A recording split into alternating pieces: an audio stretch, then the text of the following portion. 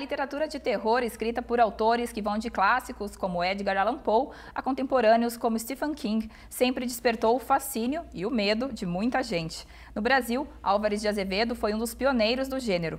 E um dos nomes contemporâneos do suspense e do terror no país é Marcos de Brito, que está aqui na estante hoje. Marcos, seja bem-vindo. Obrigado, Sara. Estou bem feliz pelo convite. E você tem 6 livros lançados, mas você começou aí por um caminho inverso da maioria dos escritores, né? Você primeiro fez os roteiros para o cinema e depois os livros. Ter iniciado aí pelo roteiro, né, do audiovisual, isso influenciou na sua escrita literária? Eu acredito que tem influenciado porque sempre quem lê os meus livros fala que eu tenho esse estilo cinematográfico na própria escrita. Acaba sendo um clichê falar, o livro parece um filme, mas no meu caso é porque como eu sou formado em cinema e eu trabalho no ramo como roteirista e diretor, eu já idealizo uma história a partir dos cortes, a partir dos enquadramentos. Então quando eu vou escrever elas como literatura, está tudo cortado, está tudo montado na minha cabeça. Então as cenas elas já estão totalmente audiovisuais. Então eu escrevo de uma maneira como eu as vejo já. Eu não vou muito para dentro da psique do personagem, porque quando no roteiro você escreve, você precisa focar sempre no que é visto e no que é mostrado, no que é dito e no que é mostrado. Então assim, no cinema você não tem espaço para o que é pensado pelo personagem. Então aquilo cria um estilo de literatura que eu me identifiquei bastante para escrever, que ela acaba sendo um reflexo também nos livros do que é no roteiro, mas claro que no livro a gente adapta da maneira melhor possível para que não seja raso, entre aspas, porque no cinema, como você tem essa limitação e na literatura não, você também transforma o seu personagem em uma coisa maior, né? Você entra no pensamento dele e acaba descrevendo cenários de uma outra maneira. E um dos seus últimos livros é o A Casa dos Pesadelos, lançado no ano passado, e que traz a história de um adolescente, né, que se depara com um medo antigo aí, né, que tem a ver com o medo do escuro e que é um medo universal, né? Sim, sim. O Casa dos Pesadelos, eu fui atrás de um medo muito presente em mim até quase a minha vida adulta. Acho que até os 18 anos eu sempre dormi com a luz acesa, porque eu tinha muito medo das coisas que eu acho que eu ouvia, que eu acho que eu enxergava no escuro, que hoje eu gosto de crer que não eram verdades, mas quando eu ainda lembro, vem a dúvida, né? Porque era muito presente, era muito real, era muito constante. E eu quis escrever uma história onde esses medos fossem muito fortes na trama, mas que eu desse um sentido real para aquilo.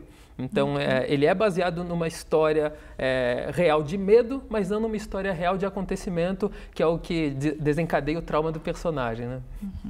E o terror é um gênero bem específico, né? Como é escrever esse tipo de literatura no Brasil? Infelizmente, a gente sofre de preconceito porque a literatura brasileira ela já sofre um pouco de preconceito pelo público e se você ainda vai para um gênero, você potencializa esse preconceito. Mas está mudando, tanto no cinema quanto na literatura, a gente está tendo muitas novas oportunidades, tem muitas editoras novas apostando em autores novos de gênero. A gente está vivendo uma primavera do terror, porque eu acho que hoje, nesse mês em outubro, estão sendo lançados 6 longas-metragens no cinema nacional de terror. E então vai melhorar. Acredito que assim, há 10 anos era pior, daqui 10 anos vai ser muito melhor, então a gente está nesse momento de transição, apesar da dificuldade, né, hoje em dia cultural, de produção cultural, mas a gente vai superar, a gente já teve momentos piores e a gente vai sempre ir além, né? E, bom, vendo aqui, né, os seus livros, a gente tem A Sombra da Lua, né, que foi o primeiro e trata aí da história do lobisomem.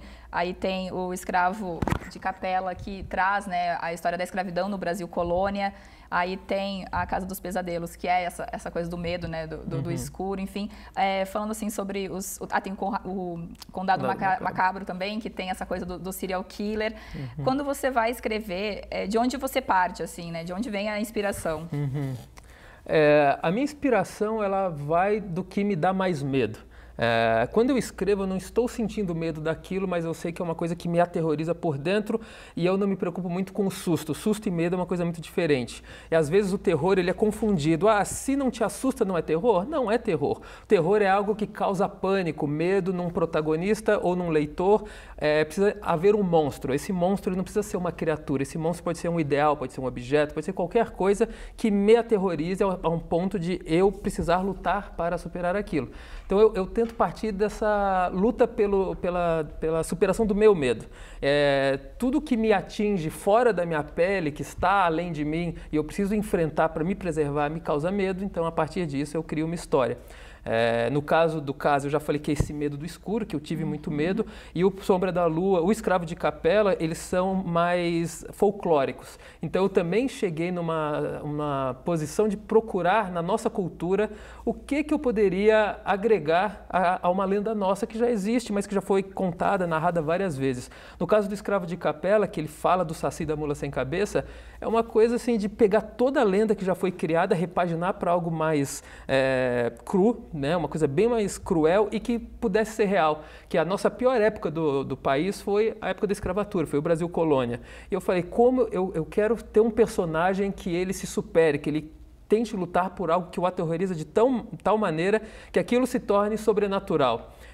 No Escravo de Capela, o terror principal é a situação que os negros viviam nas fazendas escravocratas, mas a maneira que eu encontrei de fazer terror com isso é eles lutarem contra aquilo de maneira sobrenatural. Então existe o terror sobrenatural de um escravo que foi decepado, morto e volta dos mortos para se vingar, mas para enfrentar o terror real, que era o que eles viviam nas senzalas, né? Uhum.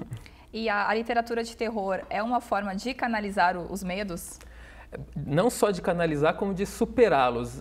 Esse medo do escuro eu parei de ter depois que eu comecei a mergulhar realmente no terror. Porque na minha época, como simplesmente cineasta, meus filmes eram drama, experimental, violência urbana e terror. Mas na literatura, parece que como você gasta um tempo maior pensando sobre aquilo, eu me tornei quase que um membro das trevas que eu temia. Então, assim, eu embarquei de uma maneira nos meus medos que hoje eu os convido para escrever. Eu deito no escuro, fico com medo para escrever algo que eu gostaria.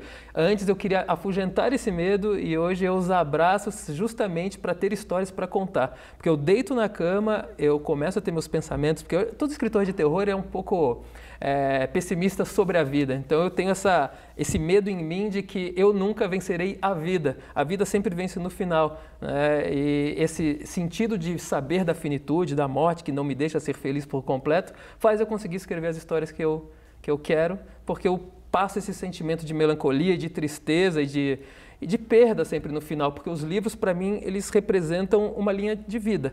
Eu tenho meus momentos felizes, tenho meus momentos tristes, mas no final o que prevalece é a tristeza, porque eu sei a noção do fim. E nos livros eu faço isso também, tem momentos bons, momentos ruins, mas no final ele sempre acaba, ele sempre termina de uma maneira onde alguém não ficará feliz, né? Uhum.